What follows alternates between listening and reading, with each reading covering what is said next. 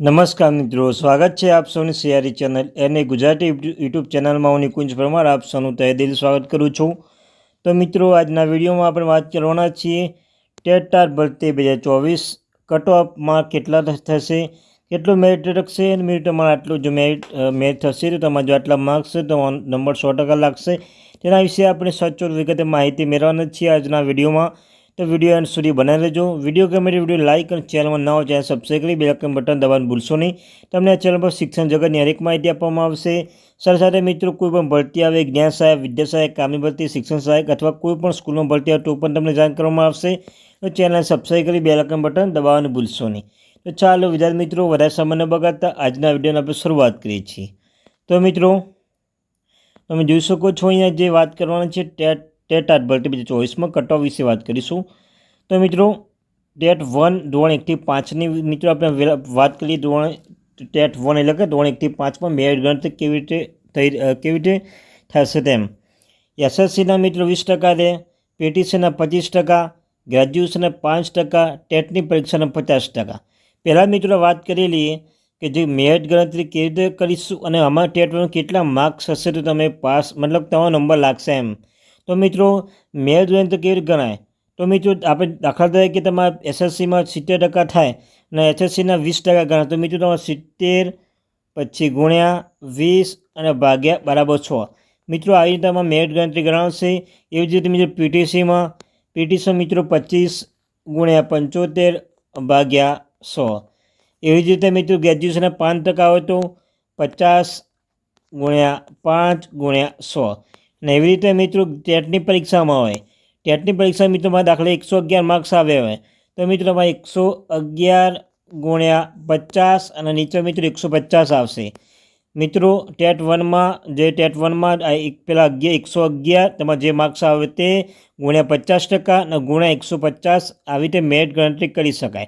તો મિત્રો ટેટ 1માં કેટલા માર્ક્સ હશે તમે પાસ કેટલું કટ ઓફ હશે તમે મતલબ કે તમારો નંબર લાગી જાય એમ. તો મિત્રો આમાં ટેટ 1માં ઓછામાં 70 અપ હોય તો તેમનો નંબર તો લાગશે જ મિત્રો.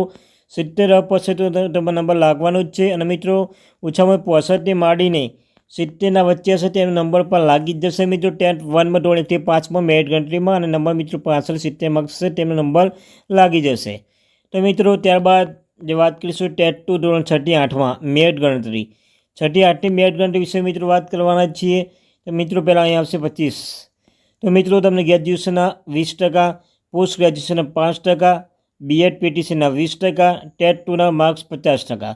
તો મિત્રો તમને કહ્યું તેમ કેવી મેરિટ ગણતરી કરતા અગાઉના ટેટ 1ની આપણે વાત કરીએ એવી રીતે મિત્રો 20% હોય 20% જે માર્ક્સ આવે તે ગુણ્યા 100 કરવા એ મિત્રો આમાં કરવાના છે. ટેટ 2માં માર્ક્સ એવી રીતે. તો મિત્રો ટેટ 2ના ધોરણ 6 થી 8માં કેટલું મેરિટ અટકશે તો મિત્રો તમારે કેટલા માર્ક્સ હશે તો તમારા નંબર લાગશે. તો મિત્રો આમાં 70થી 70 પછી તેમને પણ લાગી જશે. અને સમથિંગ મિત્રો આમાં જે માણસ 68થી માંડીને 72ની આસપાસ મિત્રો જે માર્ક્સ હશે તેમને મિત્રો ટેટ 2માં ધોરણ 6 થી 8માં તેમનો પણ નંબર લાગી જશે. ત્યારબાદ મિત્રો બીજી મહત્ત્વની વાત કરવાના છીએ ટાટની પરીક્ષા માટે. ટાટની પરીક્ષાની મેરિટ ગણતરી કેવી રીતે થઈ શકે તો મિત્રો હાલ જે 2023માં જે એક્ઝામ લેવામાં આવશે તેમાં મિત્રો તેમાં જ આ માર્ક્સ ગણાશે તેવી માહિતી મળે છે. તમને પહેલાં કે મિત્રો કે ગ્રેજ્યુએશન 30% હોય, ટાટની પરીક્ષા 70%. આ મિત્રો તમને કહ્યું તેમ ટાટની પરીક્ષામાં કેટલા માર્ક્સ હશે તમે ટાટમાં કેટલા માર્ક્સ હશે તો તમારો નંબર લાગશે. તો મિત્રો ટાટમાં ઓછામાં ઓછા તમારે માંડીને 120થી માંડી 130 વચ્ચે જો તમારા માર્ક્સ થતા હશે તો તમારો પણ નંબર મિત્રો ટાટની પરીક્ષામાં ટાટની એક્ઝામ ટાટમાં તમારો નંબર લાગી જશે. તો મિત્રો તમને કહ્યું તેમ ટાટમાં 120થી માંડી 130 હોવા જોઈએ.